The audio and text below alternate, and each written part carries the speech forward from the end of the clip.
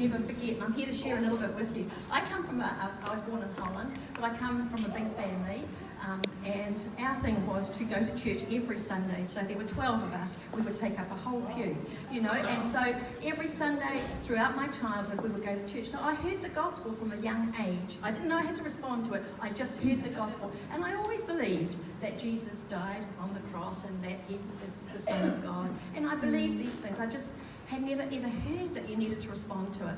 However, by the time I was 18, my late teenager, I kind of decided I just couldn't and didn't want to be that good. I just didn't. I wanted to live my life, that old selfish side comes up. And so at 18 I stopped going to church and I ended up living my life. And it was good. I had a great education. I trained as a school teacher and I travelled to Europe and spent 2 years there. And in my mid-20s I came back and I got a great job as a sales rep in the fashion industry, which I did for 10 years of selling really.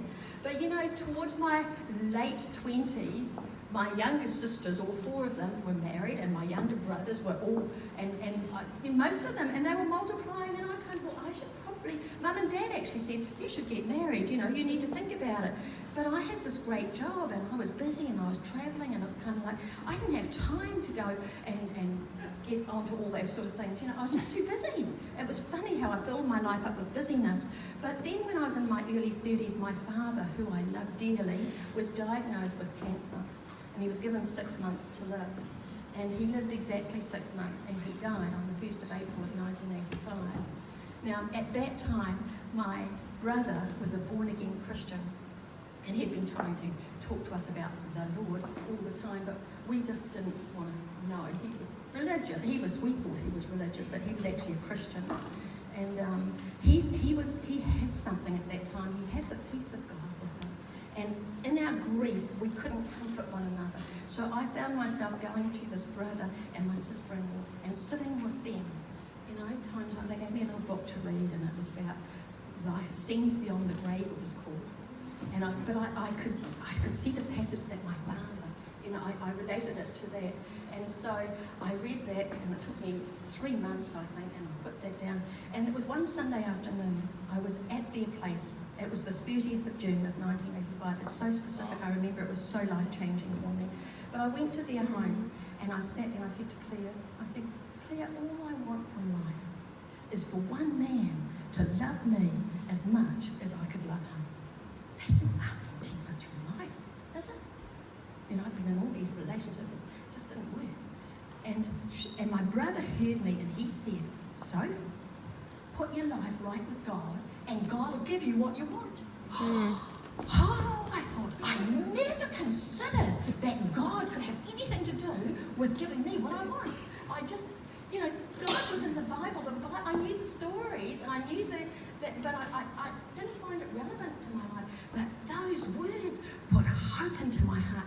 I've got to tell you that within 24 hours, I got born again. Absolutely born again.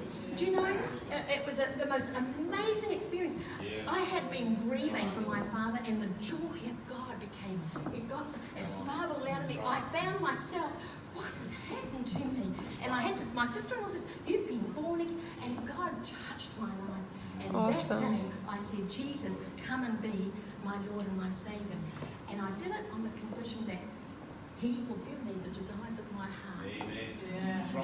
Very soon after, I read the scripture, and it comes from Psalm 37, verse 4. Delight yourself in the Lord, and He will give you the desires of your heart. Amen. So here I am. I was 34 years old, and I've just given my heart to the Lord. And I thought, right, when I got my first invitation on a date, my sister-in-law says, you can't go out with him. I thought, why not? You're not going to tell me he's not a Christian. I thought, you can't. And I had to, I never realised how I limited the field of the desires of my heart becoming a Christian. You know what I mean? It was like, I've got to look for a Christian man now. But anyway, the first part became more important. I loved Jesus so much. I would be at church Sunday morning and Sunday night, and every home group meeting, everything I could go to. I was so hungry for the Word of God. I'd wake up at 4 in the morning, I'd open my Bible, and I'd be reading and And you know, for years I just grew, but I always trusted that he will give me the desires of my heart. Do you know, waiting for God sometimes, it's not easy, eh? Yeah. It's not easy. But when you wait on the Lord, it's very rewarding. It took 16 years when I fully delighted myself in God that he gave me the desire of my heart. I wanted to be married. Both my parents have died. They never saw this. But when I turned 50, I turned 50 on my honeymoon with him. God brought Ian into my life. God knew what I needed. I didn't know what I was looking for, but he knew. And you know, Ian has been the perfect husband for me. You know, his spirituality meant so much. I needed someone as my head who I could come underneath and say, yes, I know, yes, yes. And he would lift me up spiritually. I needed my husband to be like that. Well, when Ian came, he was going to, yes, his spirituality. The other side, he was funny. He's got a great sense of humour, and he makes me laugh. He can be such a little boy at home sometimes. He wants to play all the time. Do you know, he makes me laugh.